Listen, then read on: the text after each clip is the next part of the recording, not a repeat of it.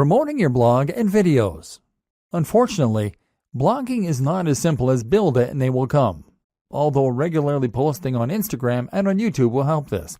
Just because you have a great blog, that doesn't mean that people are going to want to read it regularly, or that Google is going to help people to discover it. So how do you get the word out? There are a number of different strategies, but I'm going to focus on the most important ones and look at this from the perspective of a top blogger, rather than your conventional internet marketer. Share your posts. Actually, the most important thing you can do to start building an audience for your blog posts is to share those blog posts. There are a number of ways you can do that, and chances are that with experimentation, you'll find what works for you and what doesn't. A great option for many people is Reddit. Find the subreddit that is most relevant to your niche, and then post your blog post in here, making sure that they have titles that will grab attention, but also being mindful not to get banned from the community for spam. If you get lots of upvotes, which happens occasionally, it can lead to thousands of new visitors in a single day. Similar is Google Plus communities. These tend to be a little less strict than Reddit, but will still yield plenty of new visitors and hits on your site. What's more is that plus ones are a good metric for boosting your SEO. Digg is another good site, as is StumbleUpon. Otherwise, you might want to find forums where you can post your content. Again though, be careful not to be seen as a spammer. You need to make sure that you contribute to the community regularly, and that you are an active member. If you can do that, then your content will be welcomed rather than deleted. You might even find that the members rally behind you to help.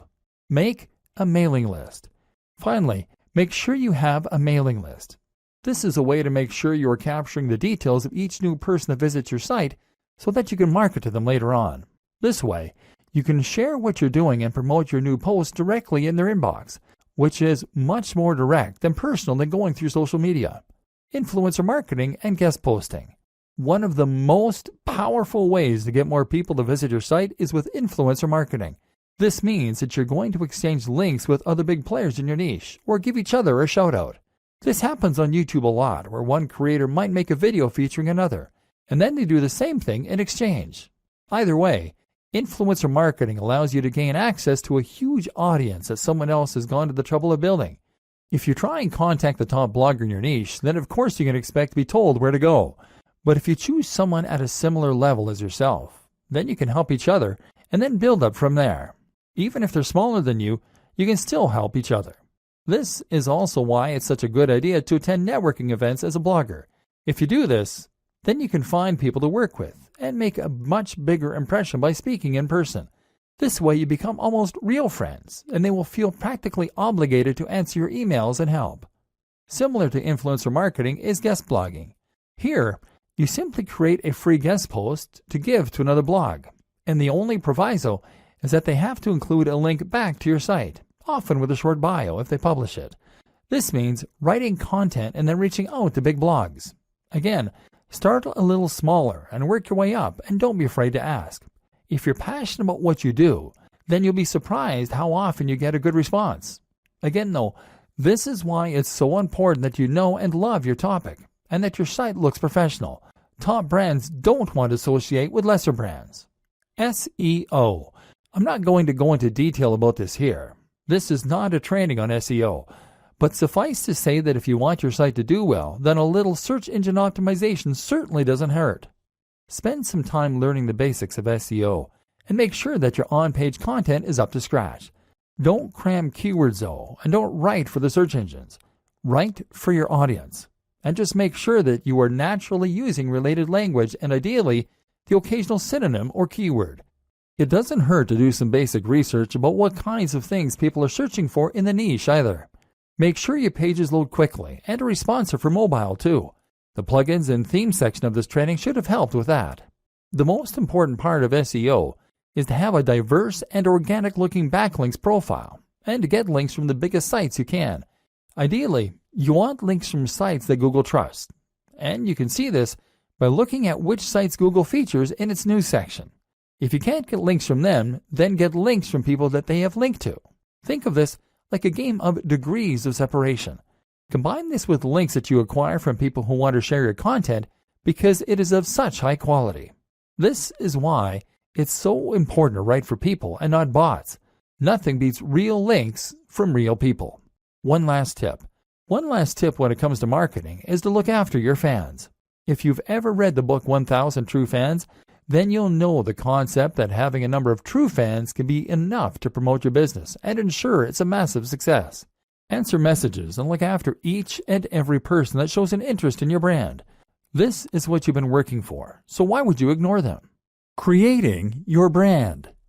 Once you know your niche and your target audience, you should be starting to get a feel for what your blog is. This is what will now motivate your brand. A brand is not just a logo. Your logo is part of this, but what's more important is the mission statement behind that logo. In other words, you need to know what it is that your blog is doing for people, what kinds of people will read your content, and how you plan to bring value to the world. I highly recommend that you check out Simon Sinek's excellent TED Talk on the Golden Circle. Here, he explains that what makes a successful brand is not what it does or how it does it, but why it does it. What is the philosophy behind your blog? And more specifically, what kind of lifestyle are you trying to promote? In the case of your bonsai blog, you might be promoting art, peace, and culture.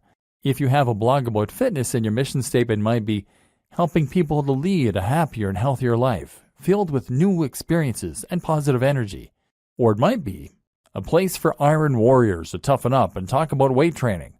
These are two blogs in essentially similar niches, but they have very different tones and very different mission statements, which will define the kind of person that reads them and the way that the brand looks.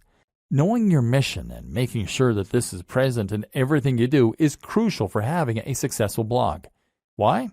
Because A, it will tell people instantly whether your blog is for them, and B, it will turn your blog into more than the sum of its parts. It will turn your blog into a movement and something that people can get passionate about and that they can really follow. A note to consider at this point is that by creating your mission statement, you are going to be automatically alienating some of your potential visitors.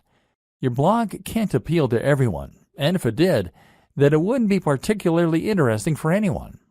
Be prepared for this and embrace who you are and what you want to blog about. Don't try and appeal to everyone, or you will lose your edge and become generic. And in case you aren't convinced by what I've been saying up to this point in the training, I want you to stop and think about the top blogs that you read and the kinds of blogs that you would read. Chances are that each of them is promoting a lifestyle or a movement. Chances are that each of them is doing something interesting and new. Now imagine a blog called How to Get Fit that only ever posts articles with titles like Top 10 Pec Exercises or How to Lose Weight for Summer. Would you bother to read that? No, because it's derivative. You've read this stuff 1,000 times before, and you don't stand to learn anything new or interesting from it. So you won't read it. Generic blogs don't become top blogs. To succeed, you need to have real passion for what you're doing, and you need to be yourself. It may sound a little cheesy, but it really is true. Creating your logo. Okay, so now you've done all that strategizing, you're finally ready to start creating your logo. Your logo needs to be something that evokes the philosophy and the mission that you settled on. You need this to be something that people can look at and instantly know what your blog is all about. Of course, the name you choose for your blog is also going to play into this to a large extent. If you're having difficulty coming up with names and logos, then try writing down lots of words that relate to your niche and drawing lots of items relating to your niche. Take a look at all of them and see how you can combine them to create something interesting and unique to you. Likewise, consider some best practices for logo design. Firstly, your logo needs to be a vector file. That means it will be made in a tool like Illustrator, not Paint. This will mean that your logo can be changed to any size without losing any definition, and it means you'll be able to easily make edits without having to rub anything out. This is ideal if you want to create a black and white version of your logo in future to go on a product, or if you want to make a banner for some future advertising, for example. Other considerations include making sure that your logo is relatively simple, which again makes it easier for you to create various iterations. Making sure your logo doesn't include any cliched elements, ticks, globes, or light bulbs, and choosing colors that will work with your site design and future design activities. If you aren't confident in how to go about this, then outsource this process. Come up with some ideas yourself, and then find a freelancer on freelancer.com, upwork.com, or 99designs.com. This way, you will get a much more professional-looking final product and that's something that your customers and your visitors will be able to tell. Trust me, don't cobble something together that looks anything less than 100% professional. If there are any imperfections, don't accept it as complete. In fact, now is a good time to set out onto the web and to try and find yourself some inspiration and some competition. Find blogs that are similar to what you want to build and make a note of them. From now on, these top blogs are your competition, and they are the gold standard you are going to try and reach. Pay close attention to what they're doing and what you can emulate, and if there's anything that you feel they're doing better, work to get there. This sounds simple, but it's something a surprising number of bloggers just don't do. If you want to be a top blogger, then your website needs to be as good as that of any other top blogger. Subtle differences in quality make a big difference that your readers will feel. Conclusion: your blueprint to turn blogging into a highly profitable full-time job. With that monetization in place and your brand on point, all that's left to do is to keep on posting content and keep on promoting your site. We've seen how to do this, but let's just recap the most important steps to get up and running and then to keep it growing. Getting up and running. Choose your niche. Pick something you're passionate about and then carve a niche within that. Create a brand. Know what your blog is about and what your mission is. Know your target audience. Create a logo. This should speak perfectly to the topic of your blog. Create your site. Use WordPress. Make sure it is as professional as your top competition. Install the recommended plugins and customize your theme. Get on social media and YouTube. Make sure your branding is consistent across all these channels. Invest in yourself. Make sure you embody your brand. Keeping it growing. Aim to post at least 3 times 700 plus word blog posts and 1 times 1500 plus word blog post per week. More is better. Post to Twitter, Facebook, and Instagram at least twice daily, ideally more frequently. Ensure synergy between those 3 channels and your blog. Post 1 times new YouTube video every week. Create 2 times new guest posts per month. Influencer marketing opportunities. Attend blogging networks. Post to communities and forums in your niche. Be an active member of those communities. Answer your fan mail and comments. Look after your followers. Keep this up and make sure that you really love what you're doing and that your content is really unique, and you'll be well on your way to being a top blogger. Soon, you'll be earning money while you sleep. All that for doing something that you are absolutely passionate about. The single most important part of all of this? Write about your passion and do it in a way that is honest and exciting. This is the one thing that all top blogs have in common. This is not something you can hack or cheat at.